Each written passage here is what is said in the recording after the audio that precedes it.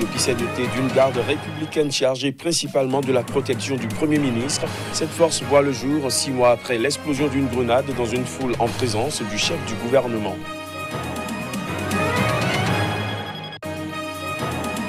Lors d'une visite de 2 jours qu'il a effectuée au Tchad, Emmanuel Macron s'est exprimé à la Maison des Femmes à N'Djamena.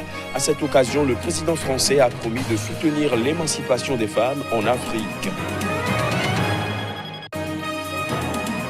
Et puis au Soudan, le leader du principal parti d'opposition, Sadek Al-Mahdi, a condamné ce week-end la répression armée des manifestations qui secouent plusieurs villes du pays en évoquant un bilan de 22 morts. Voilà pour les titres. Bonsoir à tous. L'Éthiopie s'est dotée d'une garde républicaine chargée principalement de la protection du Premier ministre. La mise en place de cette nouvelle force intervient 6 mois après l'explosion d'une grenade dans une foule venue écouter l'actuel chef du gouvernement, Abiy Ahmed. Les détails. La garde républicaine nouvellement formée en Éthiopie s'est entraînée ces 6 derniers mois à protéger les hauts responsables du gouvernement et leurs familles contre toute forme d'agression de la part de forces mal intentionnées.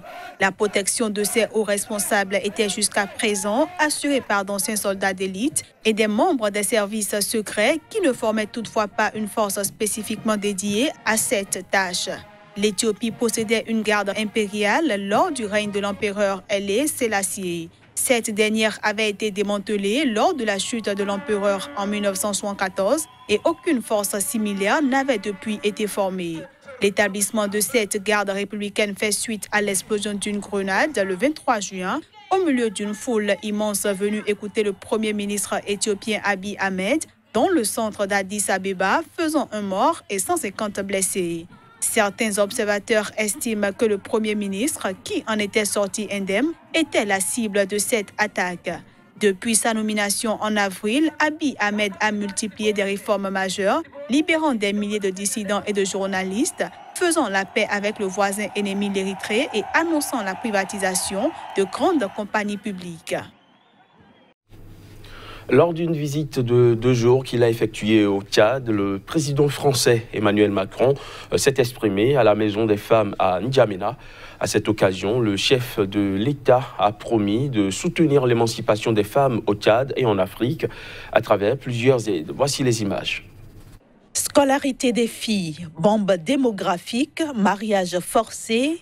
Emmanuel Macron, qui intervenait dimanche devant 400 Tchadiennes engagées pour la cause féminine, a promis de soutenir l'émancipation des femmes au Tchad et en Afrique à travers plusieurs aides. Le président français estime que l'avenir de l'Afrique se construira par l'autonomisation des femmes. Alors, au début de mon mandat, j'ai choqué beaucoup de gens, je vous rassure, surtout les gens en Europe, en disant « il y a une bombe démographique en Afrique ». On ne peut pas ne pas la regarder.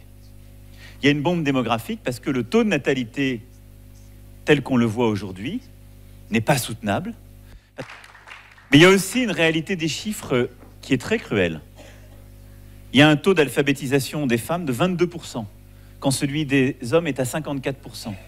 Il y a un taux de mariage avant 18 ans qui reste aux alentours de 70%. Et au cœur de la stratégie à laquelle je crois très profondément, il y a cette autonomisation des jeunes filles, des femmes, et il y a ces visages, ces portraits de femmes qui sont au fond ces portraits de la liberté, de l'intelligence et de la réussite.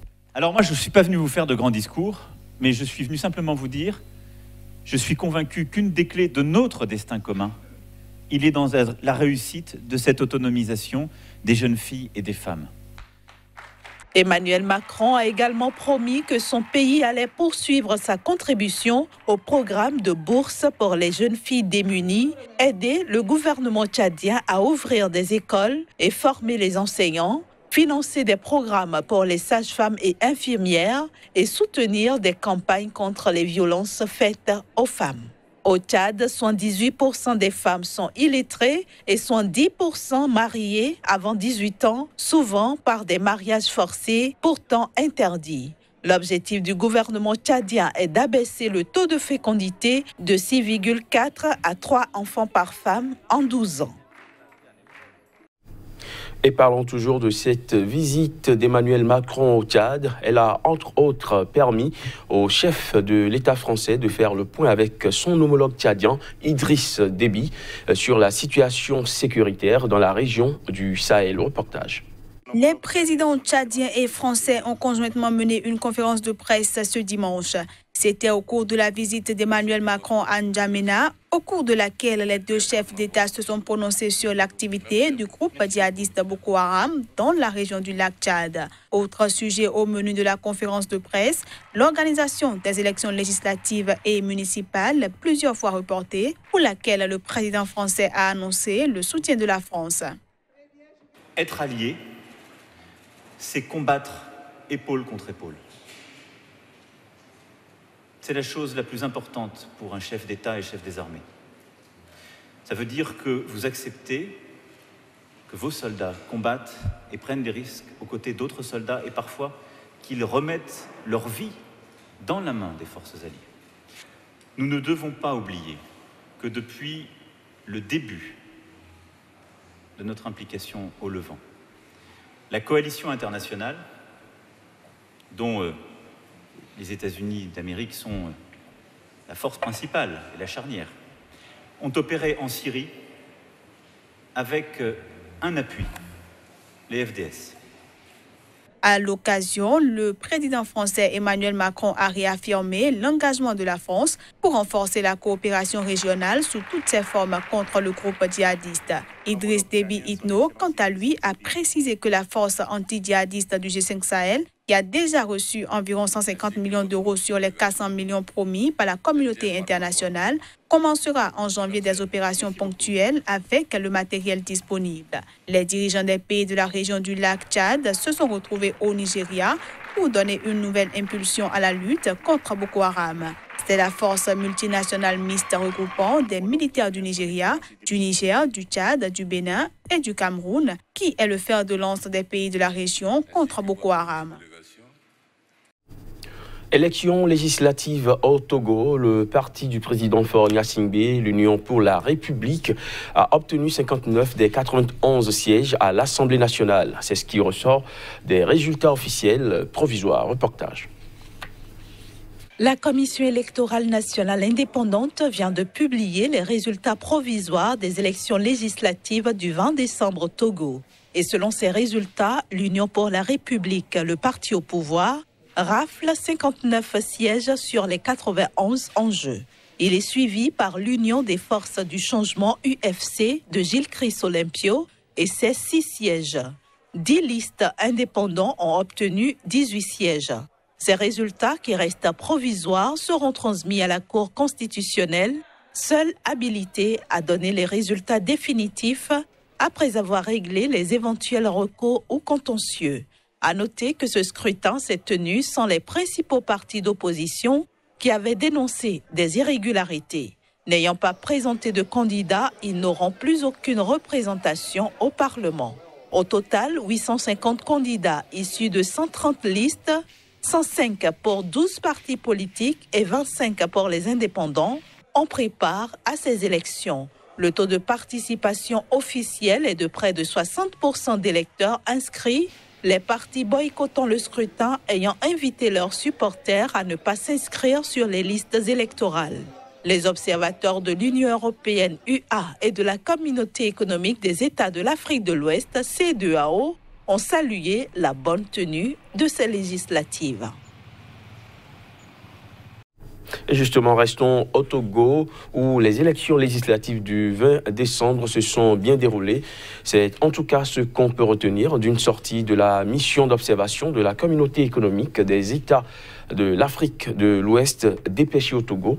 Dans le cadre de ce scrutin, ils étaient 40 délégués de la CEDEAO répartis dans quelques villes du pays pour superviser ces élections. 1. Les élections législatives se sont tenues donc le 20 décembre 2018, conformément aux orientations de la conférence des chefs d'État et de gouvernement du 31 juillet 2018. 2. Les élections se sont déroulées dans le calme avec un taux de participation faible à Lomé par rapport à l'engouement observé dans d'autres régions. 3. La mission a aussi noté une faible mobilisation des électeurs à l'ouverture des bureaux de vote, mais cette tendance s'est améliorée dans l'après-midi du jour du vote. La mission aussi regrette la non-participation de la C14 au processus électoral, malgré les efforts de la CEDEAO pour des élections inclusives. Au regard des enjeux cruciaux liés à la consolidation de la paix au Togo et à la reprise effective du dialogue et de réformes en cours, la mission exhorte toutes les Togolaises et tous les Togolais à s'abstenir de tout acte de violence et les invite à recourir exclusivement aux voies légales pour le règlement de tout contentieux électoral. Au Soudan, le leader du principal parti de l'opposition, Sadek Al-Mahdi, a condamné la répression armée des manifestations qui secouent plusieurs villes du pays en évoquant un bilan de 22 morts. Des manifestations qui font suite à l'annonce d'une hausse des prix du pain. Les images. Plusieurs villes soudanaises sont sujettes à des mouvements de protestation depuis l'annonce d'une hausse des prix du pain. Les manifestations ont été réprimées par l'armée, une répression contre laquelle s'insurge le principal parti d'opposition soudanais, évoquant un bilan de 22 morts et plusieurs blessés.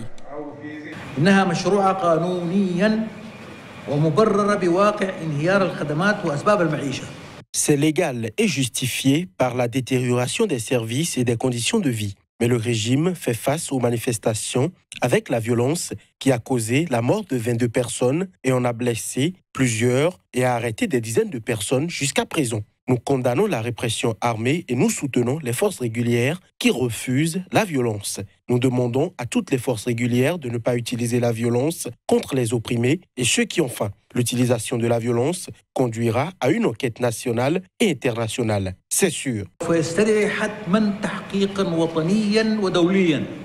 La décision du gouvernement soudanais d'augmenter le prix de pain de 1 à 3 livres soudanaises, soit de 2 à 6 centimes d'euros, a entraîné des manifestations depuis mercredi dernier. Le Soudan, rappelons-le, traverse des difficultés économiques croissantes avec une inflation de près de 70% et une plongée de la livre soudanaise face au dollar. Samedi dernier, selon des témoins, plusieurs manifestations ont eu lieu dans les quartiers nord de Khartoum, à Ouad Madani, capitale de l'État d'Al Jazeera, et à Al Obed, capitale du Kordofan du Nord. Selon un témoin, environ 300 personnes sont venues dans le centre de Ouad Madani en scandant « Le peuple veut la chute du régime ». Toujours selon la même source, les policiers ont répondu par des coups de matraque et des tirs de gaz lacrymogène. Fin de ce JT, merci de l'avoir suivi.